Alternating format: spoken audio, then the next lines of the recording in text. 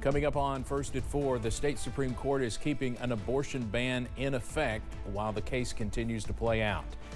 And Governor Andy Beshear provided an update on possible severe weather during his Team Kentucky update today. We'll hear what he had to say.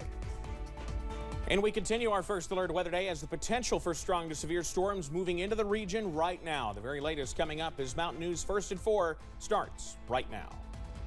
Dedicated to eastern and southern Kentucky, this is WYMT Mountain News First at 4.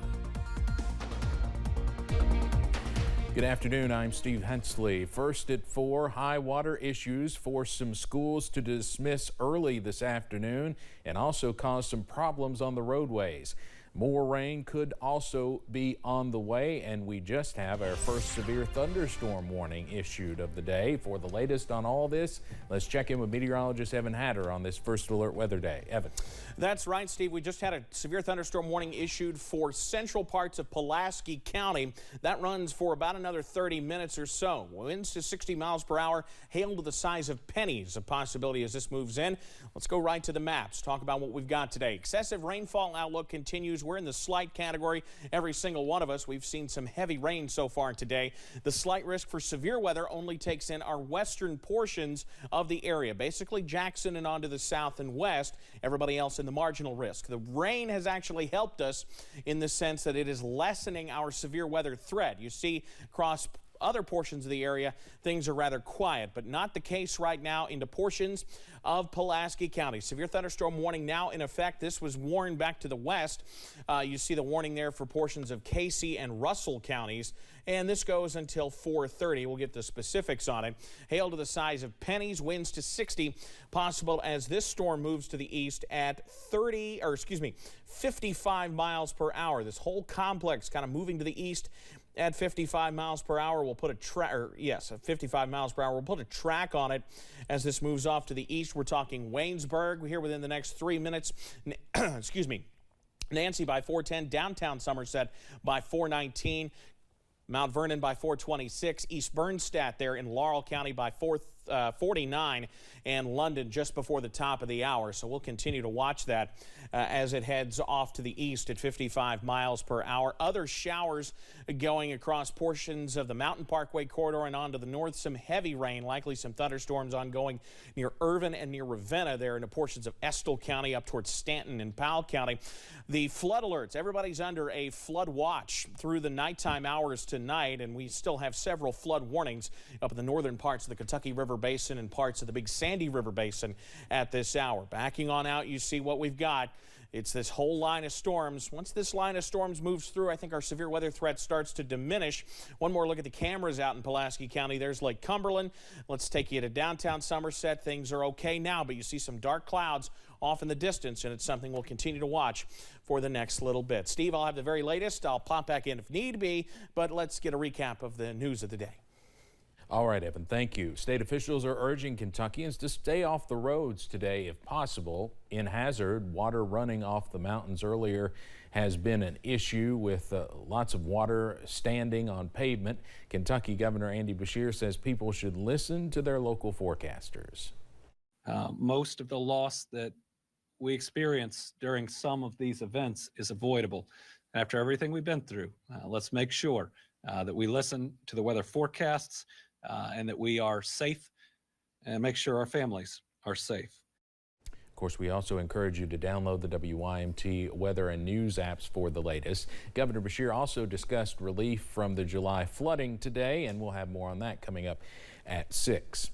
Following the flood last July, we shared a story of two siblings from Knott County. Both of their homes were destroyed, and they were living in one of their sheds. 6 months later, the two have stuck together through it all. WYMT's Olivia Calfee caught up with them today to see how they're doing. I tell you what, when we got in this trailer, it was unbelievable how we appreciated a place, a dry place. It took Ted and Margaret about 5 months to get out of the shed and into their new trailer. Ted says it was a lot of cold nights, but they agree they made it through together. We'll have more of their story tonight at 6. The Kentucky Supreme Court has issued a ruling on abortions. Today's ruling involves an injunction that tried to temporarily block Kentucky's abortion ban. Justices say the ban can remain in effect while a lawsuit against the ban plays out. That means nothing is changing for now, and almost all abortions remain illegal in Kentucky. Next, a lower court will look at the facts of the case and eventually rule on the law itself. This morning, a state Senate committee discussed a proposed bill on hazing in Kentucky. Lofton's law would make hazing a felony. It is named after UK student Lofton Hazelwood, who died of alcohol intoxication in 2021. Julia Sandor is at the Capitol with more on that hearing. The Senate Judiciary Committee heard Senate Bill 9. The bill would make hazing a felony in Kentucky. It's a bill that's incredibly important to the Hazelwood family. My son's blood alcohol was .354. Tracy Hazelwood says the hazing process started for her son Thomas, also known as Lofton, as soon as he received his bid for the farmhouse fraternity at the University of Kentucky. It was like almost an hour later, a young man came into the house and found him. And it was just too late. It was just too late. She says she wants people to be held accountable for hazing. This bill will do just that, making hazing in the first degree a Class D felony and hazing in the second degree a Class A misdemeanor.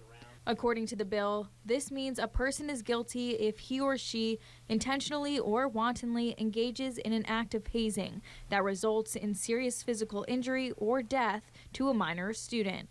And a person is guilty if someone recklessly engages in the act of hazing. We believe that the elevation of hazing to a crime addresses head-on the seriousness of these actions.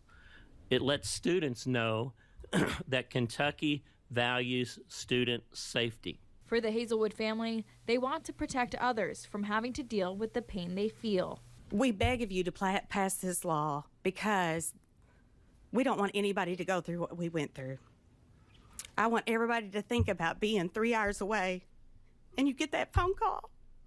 The bill passed through the committee, and many of the senators in there say they're looking forward to working with them on the bill. For now, in Frankfort, Julia Sandor, WKYT. In Georgia, a newly released report indicates that a Fulton County special grand jury found there was not widespread fraud in the 2020 election. Parts of the grand jury's investigation into former President Trump's actions in Georgia after the election were released today. The release reveals that the grand jury unanimously rejected Trump's conspiracy theories about election fraud after hearing extensive testimony from state employees, poll workers, and technical experts. The report also indicates the grand jury recommends perjury indictments for some witnesses. Most of the report remains blocked from the public. We'll have more about this coming up at 5:30. President Biden is heading to Walter Reed National Military Medical Center for a routine physical today. The 80-year-old often faces questions about his age and health. This will likely be his last physical before he launches a bid for re-election. The exam is his second since becoming president. In 2021, the doctor reported the president was, quote, healthy, vigorous, and fit to serve as commander-in-chief. It was noted that he had stiffness and a clumsy gait due to arthritis. During the last physical, the White House would not say whether President Biden underwent any cognitive tests. Drivers are in a unique position to save lives. More on the training that's empowering truck and bus drivers to help combat human trafficking on our nation's highways coming up. Plus, our chances for severe weather continue through this evening, along with the chances for flooding. The very latest after this. The COVID-19 virus has changed the way we work, live, and play.